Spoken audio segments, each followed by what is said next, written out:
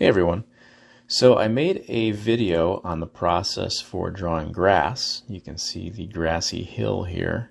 That is the basis of this drawing. And I decided to take that grassy hill and turn it into a fantasy illustration. So this video is going to be on the inking process for the rest of the drawing. As you can see, I've got a wizard on his horse here. He's headed toward a castle in the distance. And there's also a fairly big tree up there on the crest of the hill as well. So, as usual, I started with the foreground, and the grassy hill is the foreground. Everything else is sort of below the line of that hill. And that makes it easy to add in all these other elements. At this point, I'm more or less just doing the outline of the shape of the wizard and his horse, as well as some of the other shapes within, like the way that his cloak drapes across the horse and the hood of his cloak, things like that. And then I'll go in and get the details. So one of the challenges of drawing a small piece like this and having a small subject like this is that every line becomes very important, and you have to try to say as much as you can with every line because there's only so much room for lines. And you have to really break it down into its component parts and make sure that those parts don't get lost. It's so easy to confuse a small subject like this with too many lines, and so the challenge is to keep your variety of tone and line direction very simple and straightforward so that you can easily identify those different parts of the drawing from each other. So as I mentioned, every line has to count.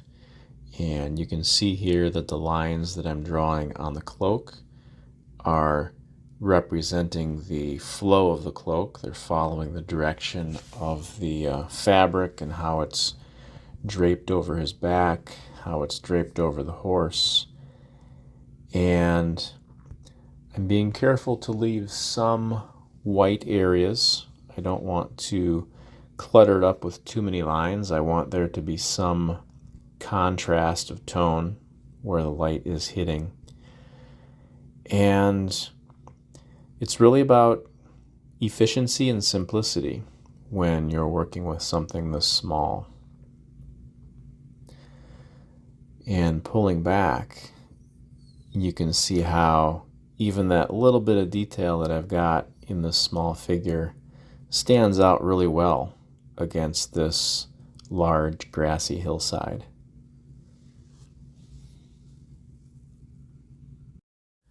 So now that the wizard and his horse are done, I'm going to start in on this tree.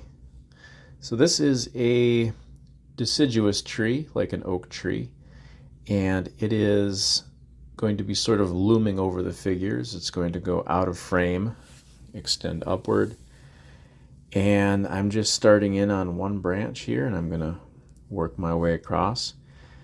So the trick is to have enough suggestion of detail that it looks like there's depth to the branches, but have it not be so detailed that it becomes kind of bogged down and too much. So it's striking a balance between these kind of squiggly leaf shapes and also some hatching that fills in some of the gaps. And then I'll do some cross hatching as well once I get the first layer done. And I want to keep a different tone, different texture between the trunk and branches versus the leaves, just because I want to be able to recognize some of those branches within the overall shape of the tree. So I'm going to keep the branches and the trunk fairly dark in tone. And we're zoomed in a little bit on the tree trunk here. The tree trunk is, of course, in sort of the middle distance. It's a good distance from us, so we're not looking at too much detail. We can see, however, that the lines are short and curved to indicate the curving of the tree trunk. And I'm also keeping those lines short and varied in shape and direction. That way that there's a suggestion of detail without getting too bogged down into the detail, if that makes sense.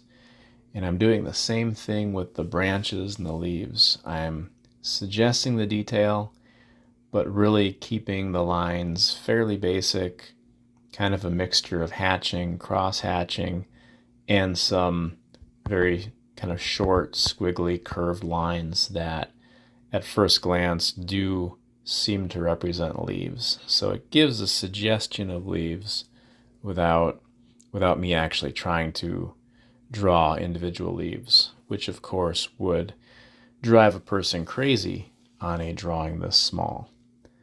So that is the trick when it comes to the branches.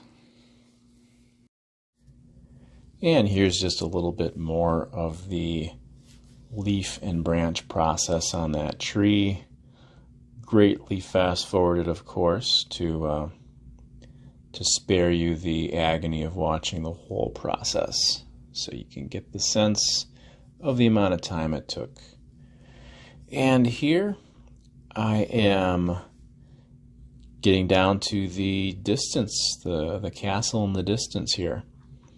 And I am using a diluted ink just to let that distant castle kind of fade off just a little bit and not compete with the subject in the foreground.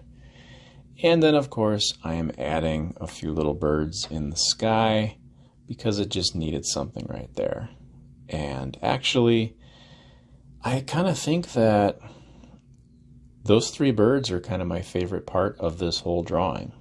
When you see it here zoomed out, you'll see how like every element adds to this drawing.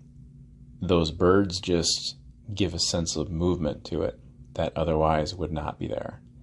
So there it is. I hope you enjoyed this video. Like I said, you can check out the grass video on my Patreon, but I will see you guys in the next video.